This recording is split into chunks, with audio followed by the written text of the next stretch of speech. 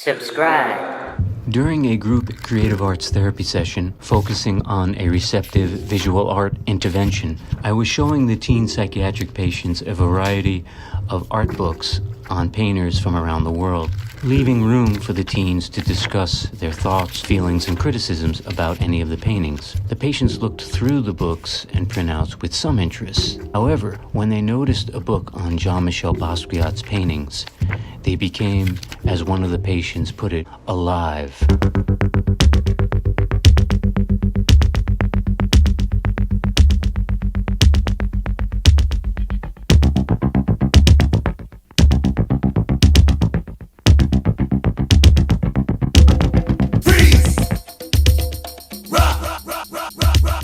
Hello, this is Enrico, licensed creative arts therapist, New York State.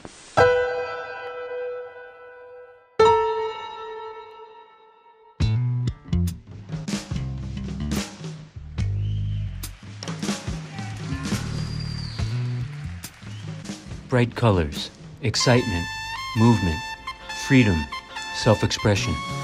These were just a few of the many feelings that the teen group participants enthusiastically expressed while viewing Jean-Michel Basquiat's paintings and drawings. The patients reported that Basquiat's work represented freedom, not just freedom of expression, but freedom from their depression and helplessness. Showing Basquiat's work to this group of patients was the right clinical intervention to do at the right time, because the majority of these particular teens were suffering from major depressive disorder, reporting feeling numb and hopeless. And Basquiat's work was, to quote a patient, the cure.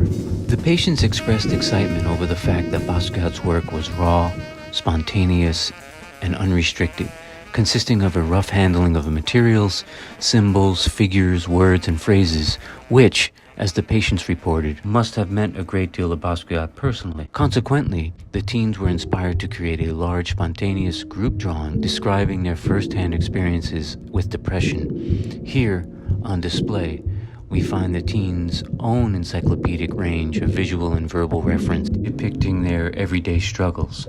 The teens informed me that creating a Basquiat-inspired mural together was a safe and healing way for them to tap into uncomfortable thoughts, emotions, and feeling states due to mixing them up within abstract figures, imagery, and ideas. Near the session's end, the patients reported an emotional release after creating the mural together. Without thinking, the teens began to celebrate their release by creating projective movements to Basquiat's paintings, later adding improvised dramas, imagining what it must have been like to be alive in New York City in the late 1970s and early 1980s with Jean-Michel Basquiat around town. To enhance their experience, I provided the soundtrack to their dance movements and drama improvisations by playing Super Rappin' by Grandmaster Flash and the Furious Five, released in 1979. It was a party night, everybody was breaking, the highs was screaming and the bass was shaking, and it won't be long till everybody knowing that glass was on the beat. Since I introduced Jean-Michel Basquiat's work some years back to the adolescent psychiatric patients spoken about in this video, later groups of psychiatric teens that I have worked with have responded with open arms to his drawings and paintings, embracing what a patient called the life and power in his work. And what inspires the teens the most is how the themes in Basquiat's paintings are an exploration of himself and how he responds to what he is painting. Patients are informed by Basquiat's aesthetic and inspired to explore their own life themes via drawings and paintings in a safe, therapeutic environment.